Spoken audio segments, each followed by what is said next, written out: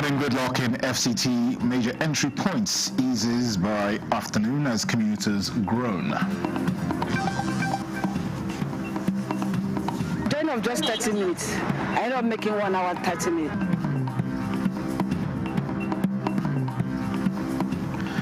China commends Nigerian government for successful rescue of 4 Chinese nationals kidnapped in Kwara State.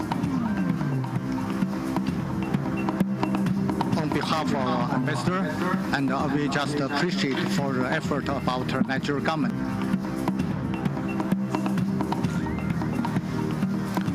And as lawmakers push for Electoral Act amendments, stakeholders want proposed changes to cut short litigation timeline without delay.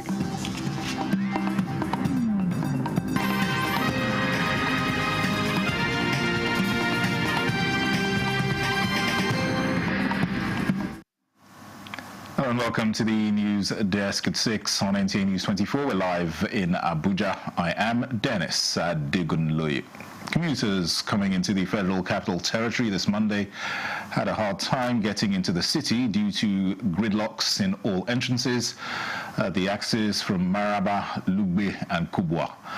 These delayed many from reaching their offices and places of business on time.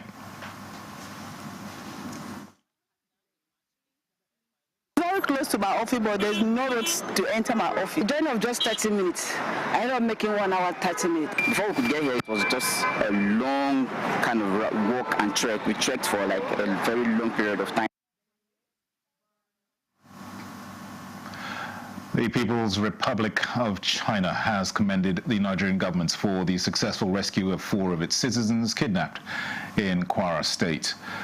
The rescue operation, jointly carried out by the Office of the National Security Advisor, the Department of State Services, the Nigerian Army, and the police, led to the safe recovery of the Chinese nationals. At the formal handover of the victims in Abuja, the Chinese ambassador to Nigeria, Yu Dunhei, represented by the consul, Wang Yun, lauded the Nigerian security agencies, particularly the DSS, for their swift, intelligence-led response. He also commended the service for providing first-rate medical attention to the rescued individuals at its medical facility in Abuja. And third, I just will appreciate just to say this time all the Department of Nigeria do their best to rescue our citizens.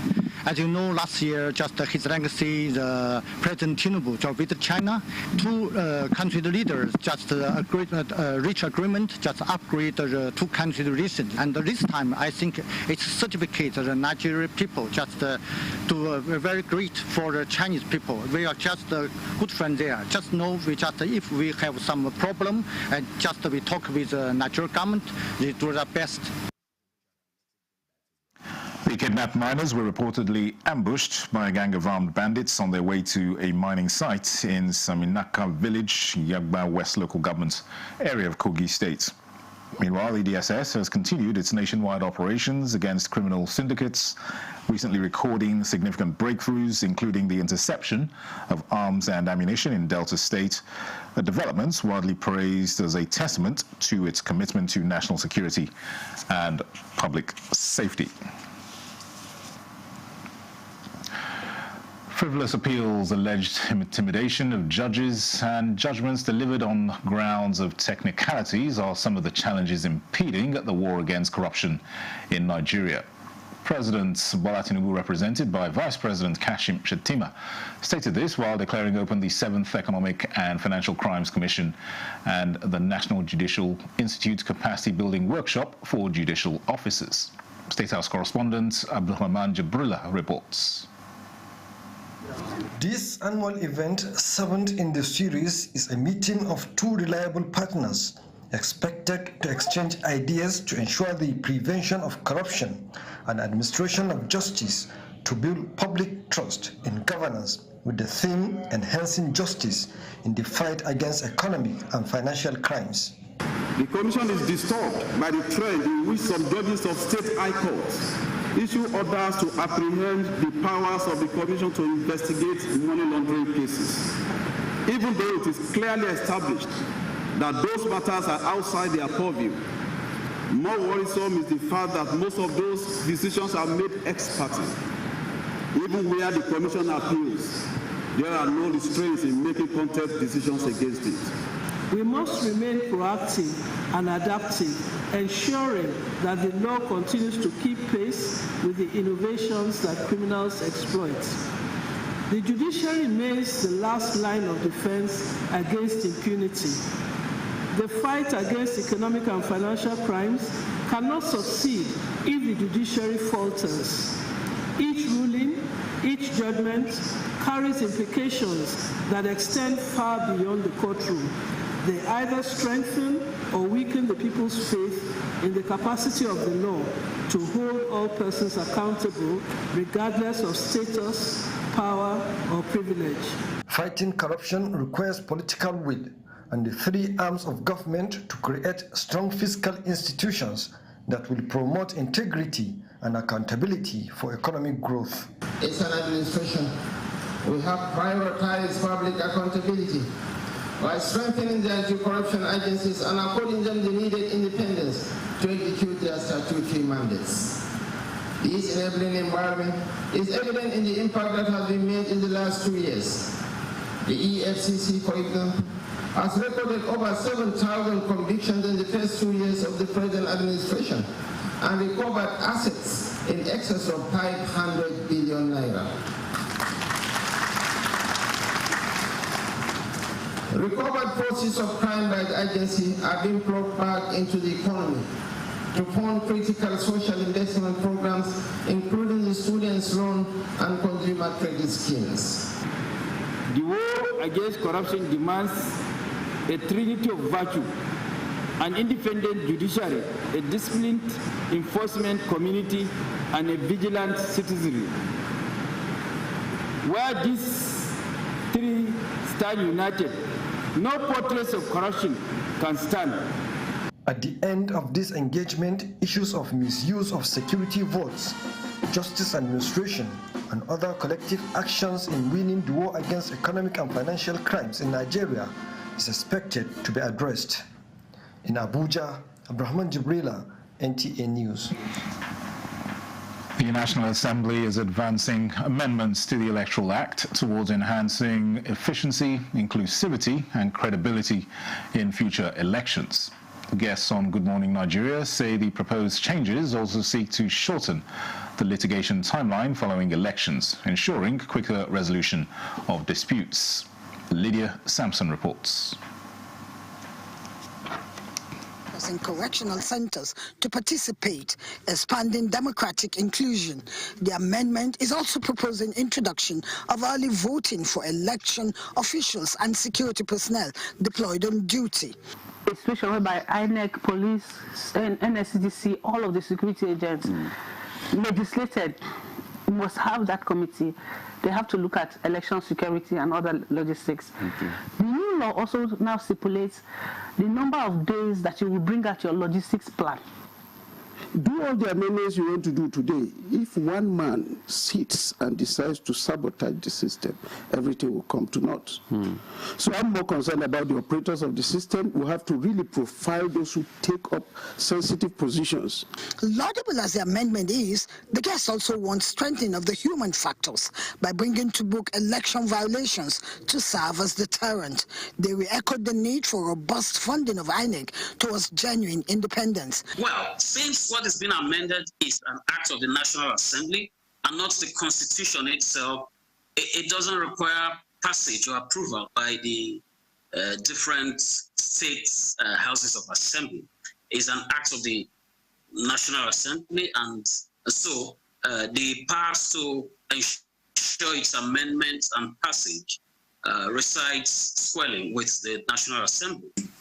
Justices of the appeal courts to let us know what and what actually leads to some of these contradicting judgments. We've got the civil societies, we've got the political parties through IPAC, we've got all the stakeholders, CSOs, all of them. Additionally, the guests want the Independent National Electoral Commission to adopt scan code verification where permanent voter cards fail as part of efforts at strengthening voter authentication. These measures collectively, they note, will modernize Nigeria's electoral process and reinforce public trust. In Abuja, Lydia Sampson, NTA News. In other news, the Corps Marshal Federal Road Safety Corps, Shehu Mohammed, has revealed that more than 206,000 driver's licenses are still lying uncollected across the country. He is calling on Nigerians who have completed the process to stop waiting for a miracle and head straight to their collection centres to pick them up. He made this announcement during the flag-off of the 2025 Ember Month campaign in Abuja. Oyeyemi Ajayi has more. For months, the frustration of Nigerians waiting endlessly for their driver's licenses has been a regular topic in the airwaves. Many have complained of repeated visits to collection centers without success, but at last, there's light at the end of the tunnel. The Federal Safety Corps says the wait is finally coming to an end. The Corps has resumed full-scale printing of the backlog of licenses, while also processing new ones for those yet to verify their details. At the printing facility, it's all hands on deck, from the quality control unit to the index units. So far, 400,000 licenses have been printed out of the 800,000 backlog nationwide. The Corps is confident that within the next 2 weeks, the entire backlog will be cleared. We have activated plans to overcome perennial challenges associated with delays in obtaining the driver's license and number plates. Our printing facility has been upgraded to print an average of 15,000 driver's licenses daily. This production average will be increased to clear the backlog before the second week of November 2025. During the 2025 Ember Month campaign launch, themed Take Responsibility for Your Safety, Stop Distracted Driving, the FRC rolled out statistics. Between 15th December 2024 and 15th January 2025, 432 lives were lost and 2,070 people injured in 533 road crashes. Between January and September 2025, 3,433 deaths and 22,162 injuries were recorded in 6,858 crashes across the country. And this represents a decrease in fatalities and injuries against the corresponding period in 2024, and hope that the trajectory will continue to decline to achieve the road traffic reduction for the year 2025. The records also show that the major causes of those crashes were linked to driver fatigue, overloading of persons, conveyance of persons in haulage vehicles, that is mixed loading, and traveling with fuel in plastic containers. The Corps also announced it will soon launch the enhanced contact-lens digitized driver's license process, which will eradicate temporary driver's license to make collection of the document immediately after data capturing on the same day. Oyeyemi Ajayi, NTA News. This is the news desk at 6 on NTA News24. More reports after this break. Stay with us. And the National Productivity Order of Merit Award goes to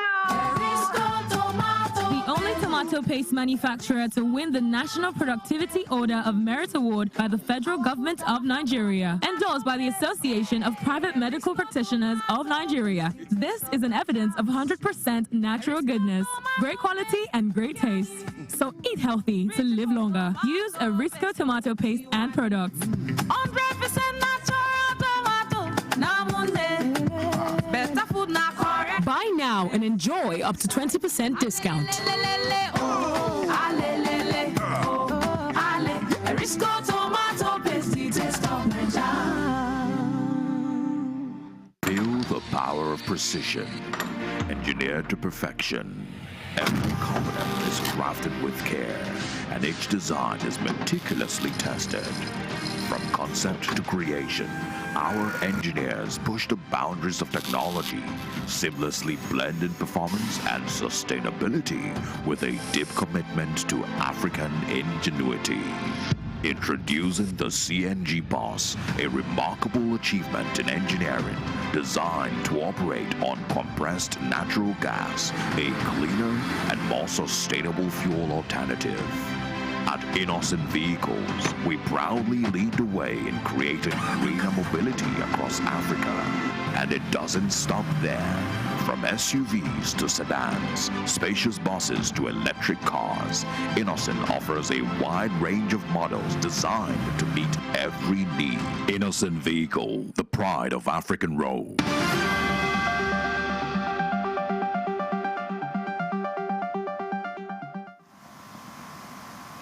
Welcome back.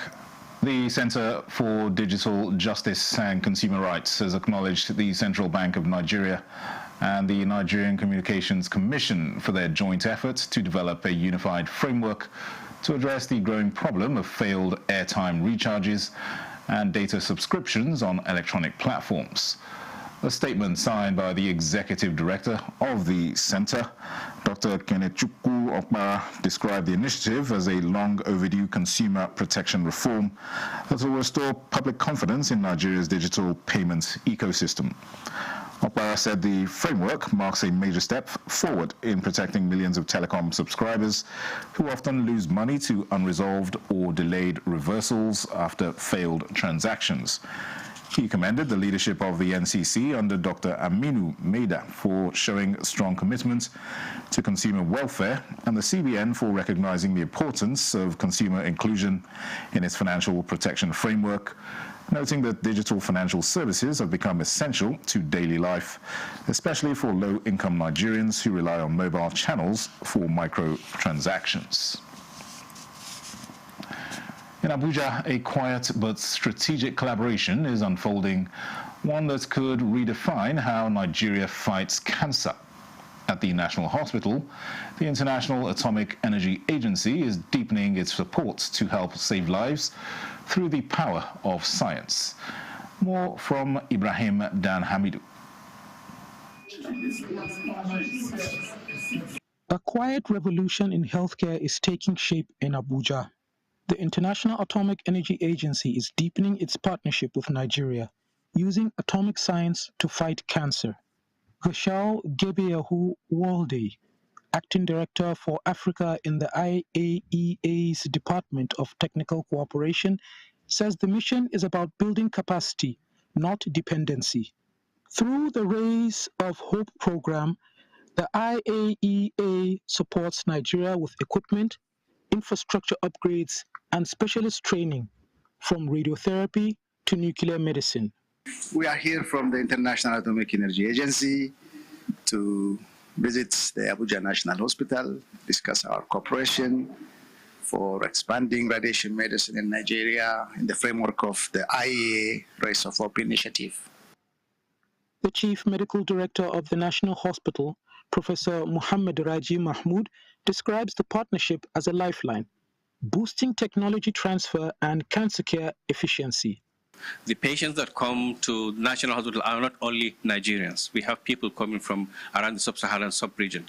Recently, we've been even receiving patients from Europe and the United States. So that means our services are expanding. From the heart of Abuja, a partnership of purpose is emerging, where science meets humanity and knowledge becomes cure. I'm Ibrahim Hamidou, NTA News. And in Nigeria's farmlands, a quiet revolution is sprouting, one where code meets crops. As climate change challenges traditional farming, young tech innovators are bringing artificial intelligence into the soil, helping farmers predict, preserve, and produce more than ever before. Justin Bemunyi has details. I'm taking the soil pH, the airflow, and then the moisture. With just a few taps on his phone, Dandam Nango knows exactly what his crops need, from the greenhouse temperature to the soil's pH level.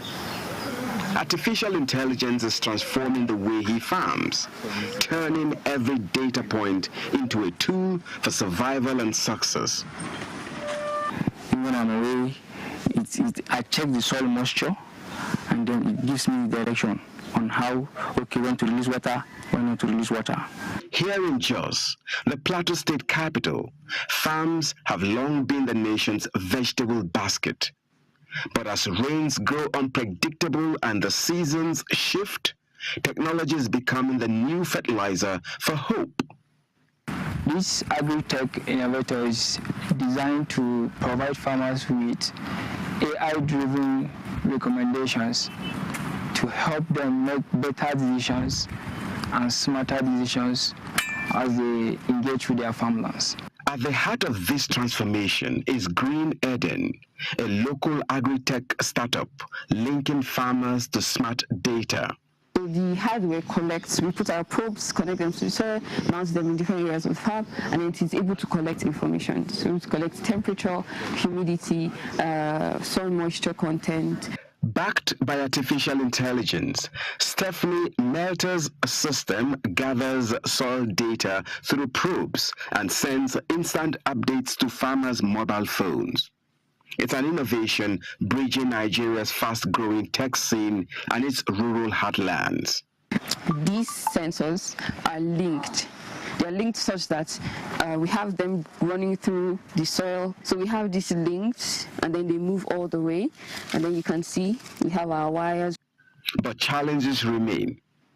Only 40% of Nigerians have access to the internet.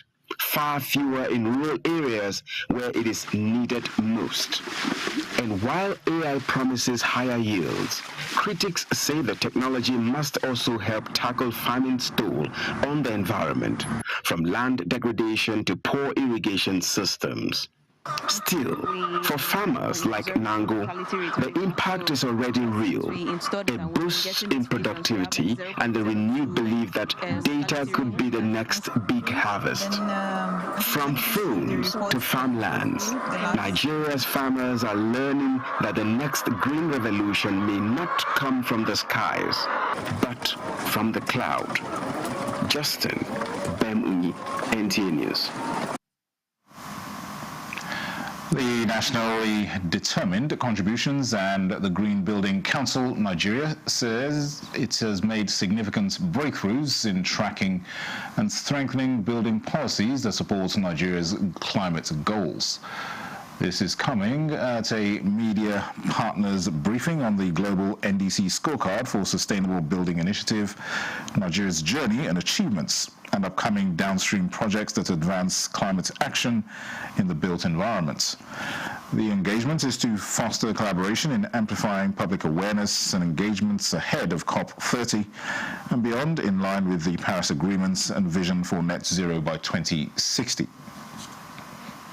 Bring people together to rub minds and find solutions to the challenges in our built environment.